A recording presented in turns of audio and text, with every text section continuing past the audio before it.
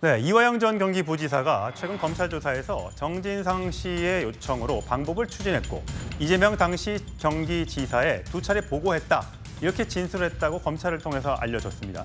지난 18일 재판에서 비슷한 취지로 말했는데 3일 만에 이화영 전 부지사가 이 사실을 전면 부인했습니다. 목소리 듣고 오시겠습니다. 이재명 도지사의 오른팔이다. 라고 볼 수 있겠습니다. 오른팔이 아니라 지금 파트너 아닙니까? 그럼 같이 그렇지 뭐 뛰는. 거의 그렇죠. 파트너로 부지사였으면은 진짜 높으신 분이네. 아니 낮습니다. 네. 저희는 맞습니다. 계약직입니다. 계약직. 이재명 대표와 측근으로 알고 있는데요. 이재명 대표와 뭐 관련 있는 사건입니까? 네. 혹시 그 법인카드 받아가지고 이용했다는 혐의 인정하십니까? 혹시 뭐 지속적으로 선물 받았다는 혐의도 인정하시나요? 한 말씀만 부탁드릴게요. 혹시 오해를 잘 설명할게요. 자, 진술 3일 만에 부인한 이화영 부지사. 회유 정황이 있다는 보도가 있었습니다. 보도입니다.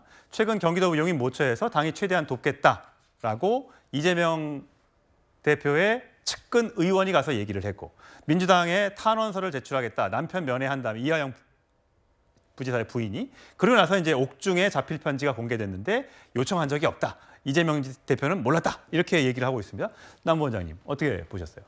지금까지 언론 보도를 보면 마치 이화영 전 부지사가 진술을 번복한 것처럼 보여지는데 제가 들은 내용은 애초부터 지금까지 단 한 번도 자신의 진술을 번복한 적이 없다라고 알고 있습니다. 그러니까 쌍방울이 대북 송금한 네. 것에 대해서 쌍방울이 알아서 한 것이고 쌍방울의 이익을 위해서 한 것이고 방북을 위해서 300만 불 예. 정도 이재명 지사를 위해서 쓴 돈이라고 마치 그것을 이재명 지사도 알고 있는 것처럼 이야기한 부분이 그러니까 처음엔 사실과 부인했고 다르다. 나중엔 그랬다라고 한 것도 아니다. 전혀 아니다. 왜냐하면 실제로 이화영 전 부지사가 얘기하기 전에 검찰발 언론 보도가 나왔었거든요. 제가 이 부분을 보면서 저희 민주당에서 지금 이번 정권 들어온 이후에 기승전, 이재명, 뭐 사법 리스크 이렇게 당대표 사퇴 그리고 뭐 구속 뭐 이런 얘기까지 계속 이어지지 않습니까? 그런 점에서 검찰 독재 정권이라는 이야기를 저희가 하고 있고요. 대책위원회까지 마련해 있습니다.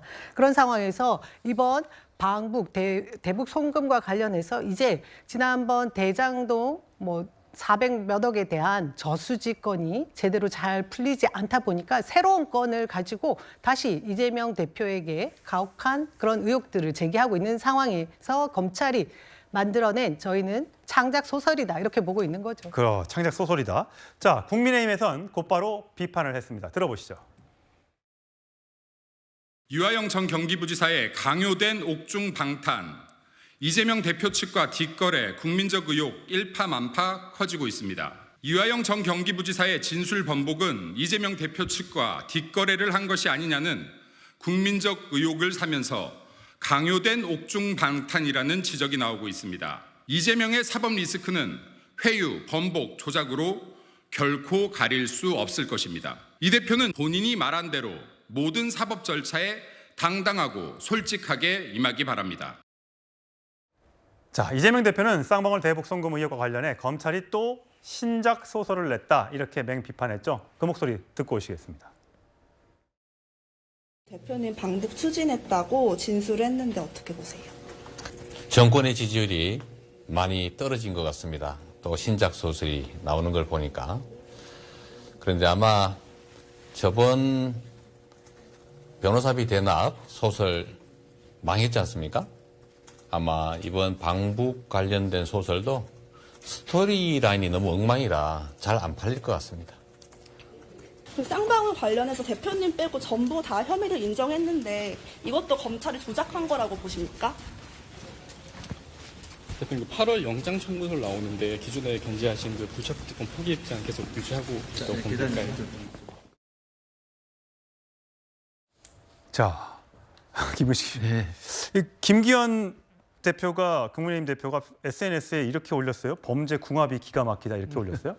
그러니까 이화영 부지사하고 이제 이재명 당시 지사죠. 두 분 사이에 지금 뭐 범죄 궁합을 김기현 대표가 그 온라인 SNS에 올렸던데요. 저는 이건 뭐 간단하다고 생각을 해요. 그러니까 며칠 사이에 번복된 진술이 나왔다가 다시 또 이게 번복되는 지금 우여곡절 겪었는데 25일로 알고 있습니다. 내일 모레인데 25일에 이 대북송금 관련 재판이 열립니다. 재판에 이화영 부지사가 출두를 하고요. 거기에서 검찰이 질문을 할 겁니다. 그러면 이화영 지사가 그 번복된 진술에 대해서 아주 자유로운 입장에서 굉장히 자율적으로 임의적으로 진술할 내용이 분명히 있을 거라고 생각이 듭니다. 그리고 일각에서 최초에 이제 그 방송국 그 단독 보도로 이게 진술이 번복돼서 그 300만 불에 대한 방북 비용 대납한 것을 사전 사후에 보고했다라는 진술 번복의 기사가 났을 때 민주당 쪽에서는 이게 피해 사실 공표라고 고발까지 했어요. 근데 제가 알기로는 그 취재했던 취재원들이나 취재 기자들의 이야기를 들어보면 제가 알기로는 그 검찰에서 흘린 게 아니고요. 전적으로 이건 검찰이 새롭게 이화영 지사로부터 취득한 진술을 재판부에 제출한 겁니다. 그러니까 재판부에 이렇게 변경된 진술이 있습니다라고 제출한 거예요. 그러니까 검찰도 하도 피해사실 공표라고 민주당에 매번 고발을 하니까 재판부에 자료를 제출한 거니까 그럼 재판부에 제출된 새로운 진술 자료는 각 피고인들의 그 변호인들에게 다 열람이 되게 돼 있어요. 그러니까 당연히 그 피고인 열람 쪽에서 흘러나왔던 이야기를 아주 열심히 뛰는 기자가 취재한 걸 거예요. 저는 그렇게 듣고 있습니다. 그러니까 전혀 피해사실 공표가 아니고 검찰은 아주 자신감을 가지고 그 진술이 새로 바뀐 내용에 대해서 재판부에 새로운 진술입니다라고 제출했던 내용이라는 말씀을 드리고요. 25일 날 재판정에서 새로운 이야기가 나오는 걸 들어보시면 되고 결국은 이재명 지사와 이화영 부지사 사이에 둘 사이에 이 대북 사업과 관련해서는 둘 사이에 누가 가로막을 사람이 누가 있습니까? 이화영 부지사 보고 대북 사업하라고 평화 부지사라는 새로운 직책을 만들어서 임명을 한 거 아닙니까? 그럼 북한 관련된 사업은 이화영 지사가 실무를 맡아서 하는 것이고 그러면 경기도지사인 당시 이재명 지사에게 보고를 안 할 수가 없는 게 부지사죠. 부지사가 지사에게 맡은 역할에 대해서 자신이 하는 일을 지사에게 결제 안 받고 하는 사람이 어디 있습니까? 저는 이 내용은 뻔한 내용이기 때문에 저는 아마 백일화에 드러날 거라고 생각합니다. 지금 이재명 대표는 선거법 위반 혐의로 고 김문기 사무처장을 모른다는 이유로 재판을 받고 있고요. 대장동 관련해서 기소가 된 상태고 아직 쌍방울 혐의와 관련해서는 조사를 받거나 아직 재판에 넘겨지지 않은 상태입니다. 추가적인 이미 선거법 위반 관련해서는 불체포 특권 체포동의안이 넘어왔습니다만 그게 기각이 됐었는데 그 이후에 이재명 대표가 다음번에 또 체포동의안이 넘어오면 난 그 불체포 특권 포기하겠다 이렇게 언급한 적이 있습니다. 그 목소리 듣고 오시겠습니다. 저를 겨냥해서 300번도 넘게 압수수색을 해온 검찰이 전 현직 공직자들을 이재명을 다시 포트라인에 세우고 체포동의안으로 민주당의 갈등과 균열을 노리는 것인가 그렇게 생각합니다. 저에 대한 정치 수사에 대해서 불체포 권리를 포기하겠습니다.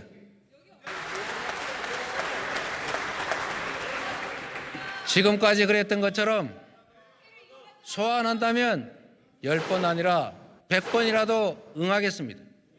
구속영장을 청구하면 제발로 출석해서 영장 실질 심사 받고 검찰의 무도함을 밝히겠습니다.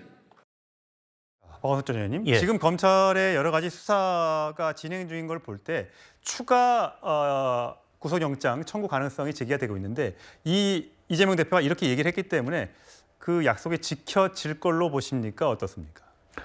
일단 국회 분회의장에서 개인이 그 교섭단체 대표 연설을 하면서 저런 이제 정치적 약속을 했는데 상황이 저때 예상했던 것과 다르게 전개된다 그래서 저 약속을 거둬들이긴 좀 어려울 거라고 봅니다.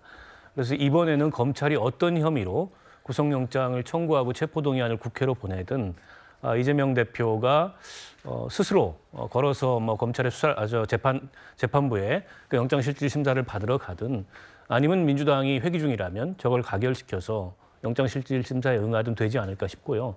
다만 검찰이 어느 시점에 어떤 혐의로 그 구속영장을 청구할지는 아직 단정하기가 어렵습니다.